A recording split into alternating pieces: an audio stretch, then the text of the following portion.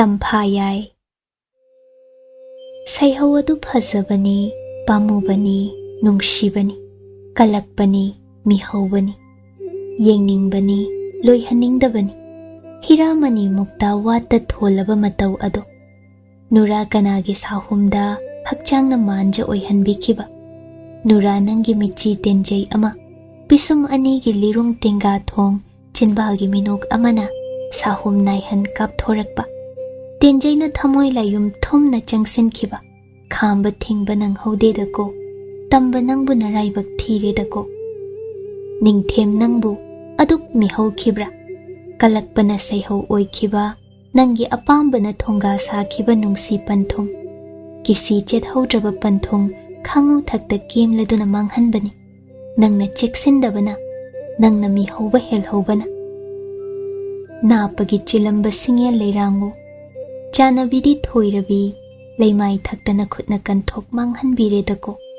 निंगथेम नंगबो असुक मिनुंगसी लेतेदको थमोइदा हंजिनखिबा तिंखंग अमबु अतोपा तिंखंग अमना हंदोके सिल्लुबा नंगे लालोंग नुंगसी लानफम असि येकनबगी लानफम ओइरमद्रे लालोंग काइख्रे थमोइगी लानमी पनखै अचौबा किंथरक्तुना थवाइबु सुम ननसिनखि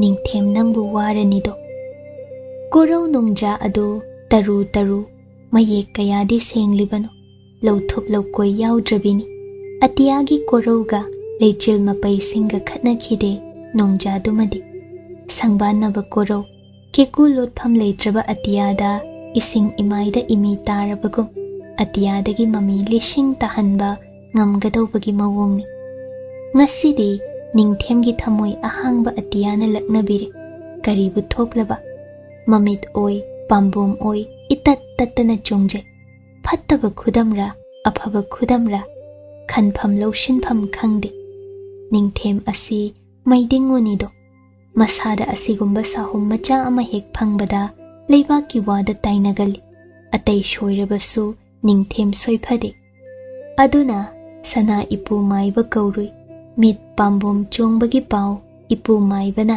ningthemgi khudang mihul yenglaga nokfet laining thau aphaba khudamni oigi sana misna na itat tattana ngashi nong chonglibadi mitlu marol lolu haibaleido oigi sana pambom na phajen bangamda chongbadi oigi pambom oigadabi chanu nuja ama thengno haibaleido laining thau mi paibigan अफब ngakdani ningthem ni na tai sana konung achobada chatningi chatke khanki mataw sing manai singa loinana ngasi koithokpa sana kaithelom magi leibak praja phibam yengba oina adubu kadomdagi aphaiba wakhal noda khuman pung yengning dagle khuman pung masing khangdale adubu yamna ing chikpa piktakpa nitai chutheki pung machadudi ningthemna khwaidagi khoidaidako mataw kanada taklamje leima kana loina raktre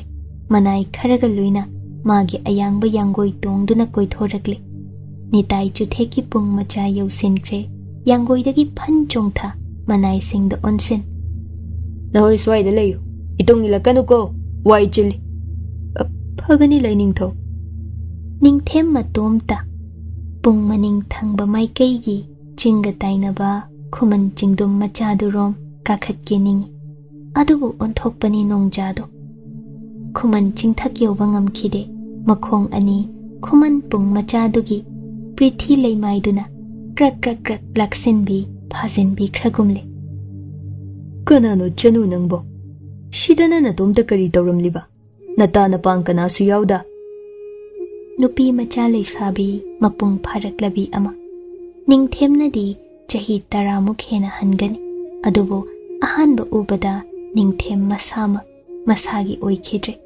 chanudugi khubamda paisin bikre thawai hakcha sana konungda leihobi magi taloi tara taret mikuptuda khwai aduk laina ningthem mana kauthok chakre nuja ado ningthemda phalaptani yenglamba kaidauramli nitai chuthe pungi chingkhongi leihau leiren pambi makhongdale makhutta wagi polang macha ama paisa leihau hekcherami ꯂꯥꯛꯄꯗ ꯌꯧꯔꯛꯄꯗ ꯉꯥꯏꯖꯔꯤ ꯃꯥꯜꯂꯤ ꯂꯩ ꯑꯍꯨꯝ ꯃꯔꯤ ꯇꯃꯛ ꯈꯨꯅꯤꯡ ꯀꯥꯡꯖ ꯂꯥꯝ ꯂꯥꯝꯗꯨꯅ ꯍꯦꯛꯆꯔꯝꯂꯤꯕꯗꯣ ꯑꯆꯝꯕ ꯐꯤꯖꯣꯜ ꯁꯦꯠꯂꯝꯃꯤ ꯁꯥꯏꯅꯣꯜ ꯍꯨꯒꯠꯆꯗ꯭ꯔꯤ ꯄꯤꯁꯨꯝ ꯃꯊꯛꯇ ꯁꯥꯏ ꯖꯨꯝ ꯖꯨꯝ ꯃꯤꯁꯅꯥ ꯑꯅꯤ ꯂꯨꯔꯨꯞ ꯂꯨꯔꯨꯞ ꯃꯤꯄꯥꯏ ꯃꯤꯄꯥꯏ ꯈꯖꯤꯛꯁꯨ ꯀꯨꯞꯂꯤꯕ ꯅꯥꯔꯨꯝ ꯃꯌꯥꯒꯤ ꯁꯥꯏꯅꯣꯜ ꯖꯝ ꯖꯝ ꯅꯥꯄ ꯑꯅꯤ ꯏꯉꯥꯡ ꯉꯥꯡꯁꯤꯟ ꯂꯩꯈ꯭ꯔꯤꯕ ꯇꯨꯡꯗ ꯅꯤꯡꯗꯣꯜ ꯌꯩꯔꯤꯕ ꯑꯃꯨꯕ ꯑꯔꯪꯕ ꯁꯝꯂꯥꯡ ꯏꯄꯥꯛ ꯀꯣꯝꯂꯥ ꯃꯆꯨꯒꯤ ꯐꯅꯦꯛ ꯑꯃ ꯐꯨꯔꯤꯠ ꯁꯦꯒꯥꯛ ꯀꯣꯇꯛꯅꯕꯤ ꯑꯃ ꯏꯅꯐꯤ ꯏꯂꯝꯗꯦ ꯃꯃꯥꯏꯗꯨ ꯏꯀꯥꯏꯅ ꯂꯣꯠꯆ ꯈꯨꯝꯂꯨꯕꯁꯨ ꯉꯝꯖꯗ ꯂꯩ ꯍꯦꯛꯄ ꯂꯣꯏꯁꯤꯟꯗ ꯄꯣꯂꯥꯡ ꯄꯥꯏꯗꯨꯅ ꯒꯝ ꯒꯝ ꯃꯆꯠꯂꯤ ꯅꯤꯡꯊꯦꯝ ꯃꯇꯨꯡꯗ ꯏꯅ ꯁꯨꯝ ꯅꯛꯁꯤꯟꯖ ꯆꯅꯨ ꯅꯪꯕꯨ ꯈꯨꯃꯟ ꯂꯝꯁꯤꯗꯒꯤꯔ ꯈꯨꯃꯟ ꯆꯅꯨ ꯑꯣꯏꯔꯕ꯭ꯔꯥ ꯀꯣꯂꯣꯏꯅ ꯀꯔꯤ ꯑꯃꯨꯛꯇ ꯇꯥꯛꯄꯤꯔꯝꯃꯨꯕ ꯍꯦꯟꯅ ꯈꯣꯡꯂꯩ ꯊꯨꯖꯤꯟꯈꯤ ꯍꯦꯃꯥꯗꯤ ꯅꯤꯡꯊꯦꯝ ꯍꯟꯗꯦ ꯃꯥꯒꯤ ꯌꯥꯡꯒꯣꯏ ꯊꯝꯂꯝꯕ ꯃꯅꯥꯏ ꯃꯌꯥꯝ ꯂꯩꯍꯧꯕꯗꯨꯔꯣꯝ ꯌꯧꯁꯤꯟꯈꯤꯗ꯭ꯔꯤꯉꯩ ꯆꯅꯨꯗꯨꯒꯤ ꯂꯝꯕꯤ ꯃꯥꯡꯗ ꯊꯆꯤꯟꯕꯣꯏ ꯀꯩꯕꯣꯏ ꯂꯦꯞꯈ꯭ꯔꯦ ꯃꯇꯨ ꯃꯌꯥꯝꯗꯨꯒ ꯑꯁꯨꯛ ꯏꯔꯥꯡ ꯍꯧꯕꯀꯣ ꯅꯤꯡꯊꯦꯝ ꯅꯪꯕꯨ ꯄꯦꯅꯥꯏ ꯅꯧꯔꯤꯕꯤ ꯍꯦꯃꯥꯕꯨ ꯇꯥꯂꯣꯏ ꯑꯣꯏꯍꯟꯒꯅꯤ ꯑꯣꯏꯅꯤꯡꯕ ꯑꯣꯏꯖꯧ ꯁꯣꯛꯅꯕꯤ ꯃꯌꯥꯗꯕꯤ ꯃꯆꯥ ꯌꯦꯛ ꯃꯆꯥ ꯆꯥꯔꯧ ꯃꯧꯔꯧꯅꯗꯕꯤ ꯄꯨ ꯄꯤ ꯄꯥ ꯑꯃꯥꯡꯕꯤ ꯃꯆꯥ ꯑꯣꯏꯖꯧ ꯂꯥꯏꯅꯨꯕꯤ ꯑꯣꯏꯔꯣ ꯂꯣꯏꯅꯨꯕꯤ ꯑꯣꯏꯔꯣ ꯑꯣꯏꯅꯤꯡꯕ ꯑꯣꯏꯖꯧ ꯅꯪꯇꯗꯤ ꯑꯩꯒꯤꯅꯤꯀꯣ ꯑꯗꯨꯕꯨ ꯑꯀꯤꯕ ꯑꯃꯗꯤ ꯅꯣꯖꯥ ꯅꯪꯕꯨ ꯃꯥꯒꯤ ꯃꯁꯥꯒꯩ ꯃꯉꯥꯡ ꯑꯣꯏꯔꯝꯂꯕꯗꯤ ꯀꯝꯗꯧꯕ ꯍꯦꯔꯥ ꯑꯣꯏꯖꯧ ꯇꯥꯂꯣꯏ ꯂꯥꯂꯨꯝꯕꯤ ꯑꯣꯏꯒꯅꯤ ꯁꯥꯒꯩ ꯃꯆꯜ ꯑꯣꯏꯔꯝꯂꯃꯛꯁꯨ ꯑꯩ ꯃꯩꯗꯤꯡꯉꯨ ꯅꯤꯡꯊꯧꯔꯣꯜꯅꯤ ꯉꯝꯗꯕ ꯂꯩꯇꯦ ꯅꯥꯇꯩ ꯆꯥꯗꯕ ꯅꯤꯡꯊꯦꯝ ꯋꯥꯈꯜ ꯑꯗꯨ ꯌꯧꯈꯤ ꯂꯝꯕꯤ ꯊꯠꯄꯤꯈꯤꯕꯗ ꯍꯦꯃꯥ ꯇꯧꯐꯝ ꯈꯪꯖꯗ꯭ꯔꯦ ꯃꯇꯧꯁꯨ ꯃꯤꯁꯨ ꯀꯌꯥ ꯇꯤꯟꯅꯖꯗꯕꯤꯅꯤꯅ ꯅꯤꯡꯊꯦꯝꯕꯨ ꯀꯤꯕ ꯃꯥꯜꯂꯤꯗꯣ ꯅꯤꯡꯊꯦꯝꯗ ꯌꯦꯡꯖꯕꯗꯤ ꯉꯝꯗꯦ ꯂꯩ ꯄꯣꯂꯥꯡꯗꯨ ꯃꯈꯨꯠ ꯈꯨꯠꯁꯥ ꯇꯔꯥꯅ ꯆꯦꯠꯅ ꯄꯥꯏꯁꯤꯟꯖ ꯅꯆꯜꯗꯤ ꯈꯨꯃꯟ ꯆꯅꯨꯅꯤ ꯑꯁꯤꯗ ꯂꯩ ꯊꯤꯕ ꯂꯥꯛꯆꯕꯅꯤ ꯏꯕꯨꯡ ꯑꯩꯒꯤ ꯂꯝꯕꯤ ꯊꯥꯗꯣꯛꯄꯤꯌꯨꯗꯣ ꯑꯣ ꯈꯨꯃꯟ ꯆꯅꯨ ꯍꯥꯏꯕ ꯐꯔꯦꯗ ꯅꯇꯣꯝꯇ ꯂꯥꯛꯄꯗꯤ ꯀꯔꯤꯒꯤꯅꯣ ꯅꯪꯕꯣ ꯏꯇꯥ ꯑꯃꯒ ꯂꯥꯛꯃꯤꯟꯅꯩ ꯃꯥꯅ ꯃꯥꯏꯀꯩ ꯑꯃꯗ ꯑꯣ ꯑꯩꯅ ꯊꯤꯟꯕꯤꯒꯦ ꯅꯇꯣꯝꯇ ꯂꯩꯕꯗꯤ ꯐꯠꯇꯦꯅꯦ ꯑꯁꯨꯛꯄꯗꯗꯤ ꯌꯥꯖꯔꯅꯤ ꯍꯦꯃꯥ ꯊꯩꯗꯨꯅ ꯆꯠꯂꯤ ꯅꯤꯡꯊꯦꯝ ꯌꯦꯠꯈꯤꯗ꯭ꯔꯦ ꯁꯨꯝ ꯂꯥꯞꯊꯣꯛꯈ꯭ꯔꯦ ꯅꯤꯡꯊꯦꯝ ꯊꯨꯅ ꯌꯥꯡꯒꯣꯏ ꯊꯛꯇ ꯀꯥꯈ꯭ꯔꯦ ꯊꯧꯈꯤ ꯇꯞꯂꯤ ꯇꯞꯂꯤ ꯍꯦꯃꯥ ꯃꯇꯨꯡ ꯏꯟꯅꯈ꯭ꯔꯦ ꯏꯉꯛ ꯉꯛꯆꯥꯅꯩ ꯈꯨꯃꯟ ꯀꯣꯅꯨꯡ ꯍꯣꯖꯪꯔꯣꯝꯗ ꯃꯗꯣꯝ ꯆꯪꯈꯤꯕ ꯈꯨꯃꯟ ꯂꯩꯃ ꯃꯅꯥꯏ ꯅꯨꯕꯤ ꯑꯣꯏꯔꯕ ꯖꯥꯠꯂ ꯍꯦꯔꯥ ꯑꯣꯏꯖꯧ ꯅꯪꯗꯤ ꯑꯩꯒꯤꯅꯤ ꯃꯅꯥꯏ ꯈꯔꯗꯨꯒ ꯂꯣꯏꯅꯅ ꯑꯀꯤꯕ ꯂꯩꯇ ꯈꯨꯃꯟ ꯀꯣꯅꯨꯡ ꯁꯟꯊꯣꯡ ꯌꯧꯁꯤꯟꯈ꯭ꯔꯦ ꯃꯩꯗꯤꯡꯉꯨꯅ ꯂꯦꯡꯂꯛꯄ ꯃꯌꯥꯝ ꯉꯛꯅꯩ ꯈꯨꯃꯟ ꯅꯤꯡꯊꯧ ꯊꯣꯛꯂꯛ ꯅꯤꯡꯊꯦꯝꯕꯨ ꯑꯣꯛꯂꯦ ꯅꯤꯡꯊꯦꯝ ꯂꯦꯡꯁꯤꯜꯂꯤ ꯕꯦꯚꯥꯔ ꯅꯣꯞꯇꯦ ꯍꯦꯃꯥ ꯊꯣꯛꯂꯛꯄ ꯎꯗꯦ ꯋꯥꯀꯣꯏ ꯁꯨꯗ ꯈꯨꯃꯟ ꯅꯤꯡꯊꯧꯗ ꯍꯥꯏꯔꯦ ꯃꯈꯧ ꯄꯣꯡꯅ ꯅꯤꯡꯊꯦꯝꯅ ꯑꯩꯅ ꯑꯄꯥꯝꯕ ꯅꯤꯡꯖꯕ ꯑꯃꯈꯛ ꯂꯩꯔꯦꯅꯦ ꯏꯄꯜ ꯅꯤꯡꯊꯧ ꯂꯩꯅꯤꯡꯊꯧ ꯅꯄꯜꯗ ꯀꯣꯏꯗꯅ ꯇꯥꯛꯄꯤꯌꯨꯗꯣ ꯍꯧꯖꯤꯛ ꯉꯥꯏꯍꯥꯛꯀꯤ ꯃꯃꯥꯡꯗ ꯂꯩꯍꯥꯎ ꯄꯣꯂꯥꯡ ꯄꯥꯏ ꯆꯪꯈ꯭ꯔꯤꯕꯤ ꯈꯨꯃꯟ ꯆꯅꯨ ꯑꯗꯨꯕꯨ ꯀꯅꯥ ꯑꯣꯏꯔꯝꯒꯅꯤ ꯈꯨꯃꯟ ꯆꯅꯨꯗꯤ ꯃꯁꯤꯡ ꯌꯥꯝꯃꯤ ꯀꯣꯅꯨꯡꯗ ꯂꯩꯕꯁꯨ ꯂꯥꯏꯅꯤꯡꯊꯧ ꯑꯃꯨꯛꯇ ꯃꯁꯛ ꯌꯦꯡꯖꯅꯤꯡꯈ꯭ꯔꯦꯗ ꯏꯄꯜ ꯅꯤꯡꯊꯧ ꯑꯃꯨꯛꯇ ꯌꯦꯡꯖꯅꯤꯡꯈ꯭ꯔꯦꯗ ꯑꯩꯗꯤ ꯐꯒꯅꯤ ꯂꯩꯅꯤꯡꯊꯧ ꯈꯨꯃꯟ ꯅꯤꯡꯊꯧꯅ ꯈꯨꯃꯟ ꯆꯅꯨ ꯃꯁꯛ ꯍꯦꯟꯕꯤ ꯃꯇꯤꯛ ꯆꯥꯕꯤ ꯄꯨꯝꯕ ꯀꯧꯈꯠꯇꯨꯅ ꯈꯨꯗꯛꯇꯨꯗ ꯀꯣꯅꯨꯡꯗ ꯂꯥꯛꯍꯜꯂꯤ ꯑꯇꯩ ꯃꯔꯝ ꯍꯥꯏꯗꯦ ꯉꯥꯃꯨꯛ ꯆꯥꯔꯨ ꯂꯥꯎ ꯁꯤꯇꯅꯤ ꯑꯗꯨꯝ ꯃꯈꯣꯏ ꯄꯨꯟꯅ ꯂꯩꯍꯟ ꯅꯤꯡꯊꯦꯝ ꯂꯦꯡꯁꯤꯟ ꯈꯨꯃꯟ ꯅꯤꯡꯊꯧꯒ ꯂꯣꯏꯅꯅ ꯃꯌꯥꯝꯗꯨ ꯌꯦꯡꯂꯦ ꯌꯥꯎꯔꯝꯗꯦ ꯉꯁꯥꯏꯒꯤ ꯂꯩꯍꯥꯎ ꯂꯩꯔꯦꯟ ꯃꯈꯣꯡꯒꯤ ꯍꯦꯂꯣꯏꯗꯨꯗꯤ ꯌꯥꯎꯗꯦ ꯎꯗꯦ ꯇꯃꯛ ꯍꯥꯏ ꯃꯇꯝꯗꯨꯗ ꯍꯦꯃꯥꯗꯤ ꯃꯤꯅꯥꯏ ꯅꯨꯕꯤꯒꯨꯝ ꯐꯤ ꯁꯨꯔꯤ ꯊꯥꯒꯣꯏꯒ ꯂꯣꯏꯅꯅ ꯊꯥꯒꯣꯏꯁꯨ ꯅꯤꯡꯊꯦꯝ ꯂꯦꯡꯂꯛꯏ ꯄꯥꯎꯗꯨ ꯇꯥꯔꯦ ꯆꯝꯅ ꯂꯦꯡꯂꯛꯄ ꯂꯩꯕꯥꯛꯀꯤ ꯊꯧ ꯄꯥꯡꯕ ꯂꯥꯛꯄꯗꯨꯝ ꯑꯣꯏꯒꯅꯤ ꯑꯉꯝ ꯑꯊꯧ ꯃꯆꯥ ꯅꯤꯡꯉꯣꯜ ꯈꯨꯃꯟꯂꯛꯇ ꯍꯦꯃꯥ ꯌꯥꯎꯔꯝꯗ꯭ꯔꯕꯗ ꯀꯣꯅꯨꯡ ꯂꯩ ꯃꯅꯥꯏ ꯑꯇꯩ ꯃꯅꯥꯏ ꯅꯨꯕꯤ ꯄꯨꯝꯕꯁꯨ ꯀꯧꯈꯠꯈ꯭ꯔꯦ ꯊꯥꯒꯣꯏꯁꯨ ꯌꯥꯎꯈ꯭ꯔꯦ ꯍꯦꯃꯥꯗꯤ ꯁꯨꯝ ꯂꯩꯍꯧꯏ ꯅꯤꯡꯊꯦꯝꯅ ꯐꯪꯕ ꯀꯧꯕ ꯂꯩꯇ꯭ꯔꯦ ꯈꯨꯃꯟ ꯅꯤꯡꯊꯧꯅ ꯆꯅꯨꯗꯨꯕꯨ ꯂꯣꯠꯁꯤꯟꯈ꯭ꯔꯕ꯭ꯔꯥ ꯁꯥꯎꯕ ꯍꯧꯔꯛꯂꯦ ꯈꯨꯃꯟ ꯅꯤꯡꯊꯧꯅ ꯐꯥꯊꯍꯟꯕꯤ ꯂꯩꯅꯤꯡꯊꯧ ꯃꯇꯤꯛ ꯆꯥꯕꯤ ꯆꯅꯨ ꯄꯨꯝꯕ ꯁꯨꯖꯔꯦ ꯈꯨꯃꯟ ꯂꯩꯁꯥ ꯄꯨꯝꯕ ꯁꯨꯖꯔꯦ Lay manai atay manai phawa kausinjari. Atay ahenba ma leijadri. Amatamak watlam ganine dudi ipal ningthau. Ma khak watli. Watli biduni. Aina hairibase. Thagoi chingnarakle.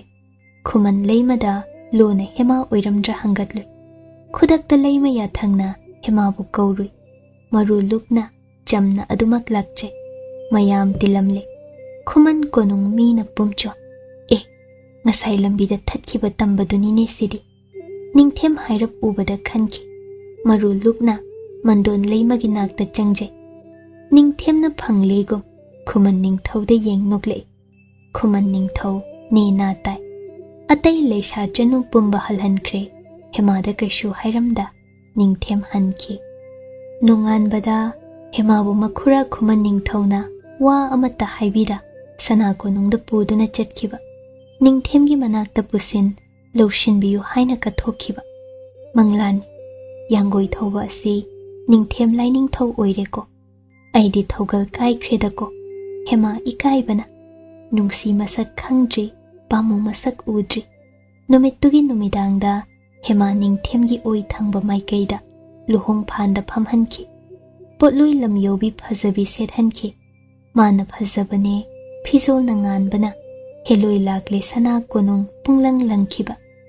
Ningthem hanagi taloi siza tara taret tudi hema bu yengam khide. Ningthem si soidana mafamdagi aton bisina munkrani. Chakhibana kalakhibana. Luhongba loikhi hema makhutna bormala ningthem ngaksamda hukchakhiba yengamda masabi maithong. Ningthem de mitpham hongu maya khidredo ahing ado hema bu thado khide. Wahai kaya haina khide. Hema kari haigani laining thoni. Magi hakchang thawai thamoi leijaba pumba ningthem magi oihanki. Ahing mingsel khangjaki ningthem maning tawkhiban. Kaisu khangjadriba hema do masagi oijakhidre. Ningthem gi nungsi seba chaina lag kayadi wajakhiba. Ningthem maning tawhanki yade kawbada haingam khide. Nonga lamdai ningthem do uirum masanau hemabu mathada chetna makhut anina konsinja. Hema magi hakchang ithak ipomda pungte tetha mit gupta yengja. Hena chingsinja napada na sona sonki. Pumnamakna sakhini ahingduna sakhini. Karigi nangbu aigi taloi hanjabi oina thengna handabanu. Nangbu da kaya kuina ngai hanbibanu. Thamoi mapung phangamda aina hinglakpadi nangbu ngairamliboy. Nangse aigin ai hakkagin. Hayu khumanchan nangse kanagino. Khumune nangbu ikairano. Hema mamit ani uirum tumthaba sungamda yahauba sungamda. Ikaiba naso mamai pumba ngangsin na sona. Nanai aise Sri Jutkini. Hanjinna hayu hema. Nangse kanagino. Nanai nubidi ibungo khakini. Ningthem kaya penjakhiba. Mihobana haukiba magi nungsiba. Hema budi nungsikhiko. Tuyamba magi thamoigi nungsiba. Magi taloi tara tareta saruk khasik arum ayang manarap thongnaba yelambani. Adubo hemana makada thonglaba mikuptagi thamoigi nungsibagi saruk tangkhai henjinna hemagi saruk thongkhrabani. Haujikna kamdoba kari oiba. Ningthemana kari khalli. Hemana kadomda. O angom sangai gi tamphayai. Leihoro sana konung ningthem nangbu tuyamba nangdi mitop oikredo. Angom langmai mapari pisak angam tongi ningjaba amale. Phangdaba yade oidaba yade ta khanje. Adubu phangledredo. Kadomdagino. Thamoido akhakpasu leihanda. Puglubi angang ningambi khuman iseng chanu asida pithoklubagi mahain. Kaidauge nangbu angam ton machet makai amata oirasu khakhaune na thamoido. Nasaru khakjahauda pungpi pithokjabadi kari oire. Ningjaba adu thungadaba malaktre. Haisu haibani. Kadaidagi butamlakpano. Magi tamphayai asi khangna khangsinadaba. Una usinadaba. Kayada hai. ꯀꯨꯝꯍꯩ ꯊꯧꯔꯝ ꯑꯣꯏꯔꯝꯂꯕ ꯂꯝꯕꯥ ꯄꯥꯕꯤꯅꯕ ꯂꯩꯔꯣꯏꯗꯣ ꯇꯨꯃꯤꯟ ꯂꯩꯕꯤ ꯃꯇꯧ ꯑꯁꯤꯗꯤ ꯂꯝ ꯌꯧꯕꯤꯅꯤ ꯃꯅꯥ ꯄꯨꯝꯕ ꯍꯦꯃꯥ ꯃꯥꯒꯤ ꯑꯣꯏꯒꯅꯤꯅꯦ ꯑꯉꯣꯝ ꯀꯩꯊꯦꯜ ꯁꯅꯥ ꯀꯩꯊꯦꯜ ꯑꯇꯩ ꯀꯩꯊꯦꯜ ꯄꯨꯝꯕ ꯌꯥꯡꯒꯣꯏ ꯄꯥꯎꯖꯦꯜ ꯊꯥꯒꯗꯧꯔꯤ ꯑꯐꯕ ꯄꯨꯡꯐꯝ ꯅꯨꯃꯤꯠ ꯉꯥꯏꯕꯅꯤ ꯍꯥꯊꯨ ꯍꯥꯊꯨꯕ ꯌꯥꯗ꯭ꯔꯤ ꯑꯐꯕ ꯍꯥꯏꯕꯁꯤꯃꯠꯇꯕꯨ ꯇꯥꯡꯅ ꯐꯪꯏ ꯄꯥꯔꯤ ꯍꯦꯃꯥ ꯅꯧꯍꯧꯅꯅ ꯂꯨꯍꯣꯡꯕꯒꯤ ꯁꯒꯣꯜ ꯄꯥꯎ ꯆꯦꯟꯒꯗꯧꯔꯤ ꯃꯇꯥꯡ ꯑꯗꯨ ꯑꯉꯣꯝ ꯀꯣꯅꯨꯡ ꯇꯥꯟꯌꯩ ꯁꯪꯗꯒꯤ ꯌꯥꯆꯪ ꯄꯨꯡ ꯌꯩꯔꯛꯂꯦ ꯊꯤꯜꯂꯛꯂꯦ ꯌꯥꯆꯪꯕ ꯃꯇꯝ ꯑꯣꯏꯔꯛꯂꯦ ꯇꯥꯛꯂꯛꯄꯅꯤ ꯍꯦꯃꯥ ꯈꯔ ꯀꯣꯝꯖꯔꯦ ꯈ꯭ꯋꯥꯡꯐꯤ ꯁꯥꯕꯗꯨ ꯅꯠꯇ ꯑꯇꯩ ꯊꯧꯔꯝ ꯊꯧꯗꯥ ꯇꯧꯅꯤꯡꯉꯥꯏ ꯏꯔꯩ ꯂꯩꯖꯗꯦ ꯂꯝꯁꯦꯡ ꯇꯨꯁꯦꯡ ꯃꯅꯥꯏꯅ ꯁꯤꯟꯈ꯭ꯔꯦ ꯃꯍꯨꯠ ꯌꯨꯝꯒꯤ ꯑꯌꯨꯛ ꯅꯨꯃꯤꯗꯥꯡ ꯂꯥꯏꯗꯤ ꯃꯥꯅ ꯈꯨꯔꯨꯝꯖꯒꯦ ꯁꯪꯒꯥꯏ ꯁꯦꯟꯅꯖꯒꯦ ꯍꯥꯏꯅ ꯇꯧꯖꯔꯤ ꯍꯥꯃꯨ ꯍꯥꯃꯨ ꯇꯨꯃꯤꯟ ꯂꯩꯕ ꯍꯩꯅꯕꯤ ꯑꯁꯤ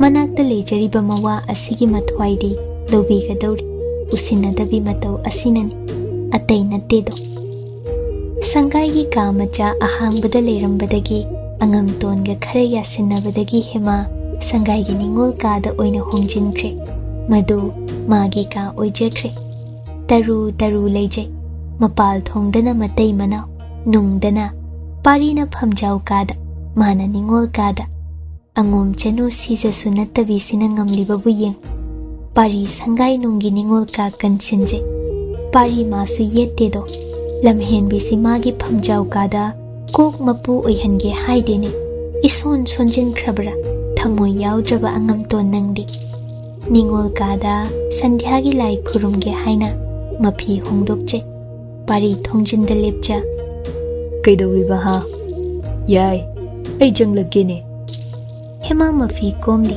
ꯇꯍꯥ ꯇꯍꯥ ꯃꯤꯄꯥꯏꯅ ꯌꯥꯗꯦ ꯀꯩꯁꯨ ꯀꯔꯤꯅꯣ ꯃꯤꯒꯤ ꯀꯥꯁꯤꯗ ꯆꯪꯒꯦ ꯍꯥꯏꯕꯁꯤꯕꯣ ꯍꯥꯏ ꯆꯪꯂꯛꯀꯅꯨ ꯍꯥꯏꯌꯨꯅꯦ ꯀꯣꯆꯤ ꯀꯣꯜꯂꯛꯀꯅꯨꯅꯦ ꯅꯪꯕꯣ ꯍꯦꯃꯥ ꯊꯨꯅ ꯃꯐꯤ ꯍꯣꯡꯗꯣꯛ ꯊꯣꯛꯆꯔꯦ ꯏꯅꯐꯤ ꯐꯤꯕꯥꯜ ꯑꯅꯤ ꯃꯈꯨꯠ ꯑꯅꯤꯅ ꯋꯥꯡꯂꯞ ꯊꯥꯡꯒꯠ ꯄꯥꯏꯖ ꯄꯥꯔꯤꯗ ꯀꯔꯤ ꯍꯥꯏꯕꯅꯣꯒꯨꯝ ꯌꯦꯡꯂꯛꯂꯤꯕ ꯄꯥꯔꯤꯅ ꯃꯥꯏꯊꯣꯡꯗꯨꯗ ꯃꯨꯟꯅ ꯌꯦꯡꯖꯩ ꯍꯟꯗꯛꯅ ꯀꯨꯆꯨ ꯀꯨꯃꯦꯜ ꯄꯥꯟꯕ ꯍꯦꯜꯂꯤ ꯃꯌꯥꯡ ꯀꯪꯇ꯭ꯔꯤꯛ ꯂꯩꯔꯝꯕꯗꯨꯁꯨ ꯑꯣꯏꯈꯤꯗ꯭ꯔꯦ ꯍꯦꯃꯥ ꯍꯦꯟꯅ ꯃꯄꯨꯡ ꯐꯥꯔꯛꯂꯕꯒꯨꯝ ꯀꯩꯗꯧꯔꯤꯕ ꯅꯪꯕꯣ ꯍꯥ ꯂꯥꯏꯅꯤꯡꯊꯧ ꯂꯩꯃꯔꯦꯟꯕꯤ ꯁꯤꯗꯕꯤ ꯈꯨꯔꯨꯝꯖꯒꯅꯤꯌꯦ ꯑꯣ ꯉꯁꯤꯁꯤ ꯀꯔꯤ ꯅꯨꯃꯤꯠꯅꯣꯅꯦ ꯌꯥꯏ ꯑꯦ ꯑꯗꯨꯗ ꯀꯧꯕꯤꯅꯨꯅꯦ ꯀꯔꯤꯅꯣ ꯌꯥꯏꯇ ꯍꯥꯏꯕꯤꯕ ꯅꯊꯧꯔꯥ ꯍꯥ ꯈꯨꯝꯃꯨꯅꯦ ꯑꯩꯅ ꯍꯪꯕꯗꯣ ꯁꯒꯣꯜꯁꯦꯟꯅꯦ ꯅꯠꯇ꯭ꯔꯕ꯭ꯔꯅꯦ ꯃꯥꯅꯤꯗ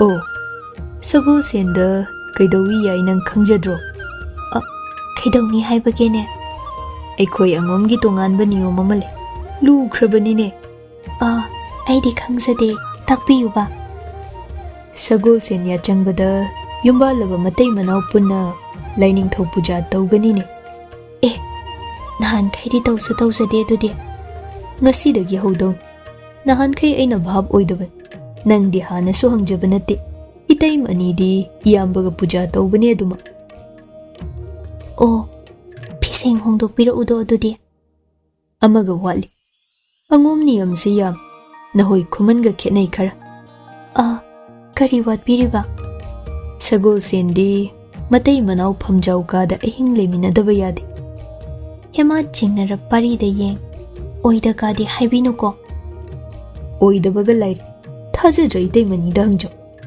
ꯑꯦ ꯑꯗꯨꯕꯨ ꯑꯩꯅ ꯀꯃꯥꯏꯅ ꯍꯪꯉꯨꯗꯣꯏꯅꯣ ꯑꯩꯕꯨ ꯊꯥꯖꯗ꯭ꯔꯗꯤ ꯍꯥꯏꯕꯤꯕ ꯍꯣꯏ ꯅꯤꯌꯝꯗꯤ ꯉꯥꯛꯁꯨ ꯉꯥꯏꯗꯅ ꯅꯪ ꯀꯗꯥꯏꯗ ꯍꯤꯞꯇꯧꯔꯤꯕ ꯍꯣꯔꯦꯟꯗꯤ ꯍꯥ ꯑꯩꯒꯤ ꯀꯥꯆꯤꯜꯗꯨꯗ ꯁꯨꯝ ꯂꯩꯖꯒꯦ ꯌꯥꯒꯅꯤꯗ ꯑꯁꯨꯛ ꯏꯪꯂꯤꯁꯤꯗꯤ ꯏꯪꯊꯝꯊꯥꯅꯤ ꯐꯝ ꯃꯆꯥ ꯑꯃ ꯑꯣꯏꯅ ꯊꯥꯖꯒꯦ ꯍꯥꯏ ꯐꯃꯨꯡꯗ ꯍꯤꯞꯁꯨ ꯉꯥꯏꯗꯅ ꯑꯦ ꯁꯣꯝꯗꯤ ꯏꯕꯥꯅꯤ ꯄꯨꯟꯅ ꯍꯦꯃꯥ ꯃꯃꯤꯠ ꯂꯥꯎꯊꯣꯛ ꯑꯦ ꯀꯔꯤꯅꯣ ꯀꯁꯥꯔꯗ ꯊꯤꯟꯕꯤꯒꯅꯤ ꯇꯥꯛꯄꯤꯔꯝꯂꯒ ꯁꯣꯝꯗꯤ ꯁꯨꯝ ꯀꯩꯗꯧꯔꯕ ꯍꯥ ꯑꯁ ꯊꯦꯡꯖꯤꯟꯈ꯭ꯔꯦ ꯄꯨꯡꯖꯥ ꯃꯇꯝ ꯍꯦꯟꯈ꯭ꯔꯦꯅꯦ ꯈꯨꯝꯗ ꯌꯥꯔꯣꯏꯅꯦ ꯀꯩ ꯈꯨꯝꯖꯒꯅꯤ ꯑꯩ ꯀꯥꯆꯤꯜꯗ ꯂꯩꯖꯅꯤ ꯏꯔꯅ ꯑꯗꯨꯒ ꯑꯔꯣꯏꯕ ꯅꯤꯌꯝ ꯑꯃꯁꯨꯅꯤ ꯑꯦ ꯂꯣꯏꯕ ꯅꯥꯏꯗꯦꯗ ꯅꯍꯣꯏ ꯑꯉꯣꯝ ꯅꯤꯌꯝ ꯃꯌꯥꯝꯁꯤꯗꯤ ꯑꯗꯨꯅꯕꯨ angom haina ming chatlibanine.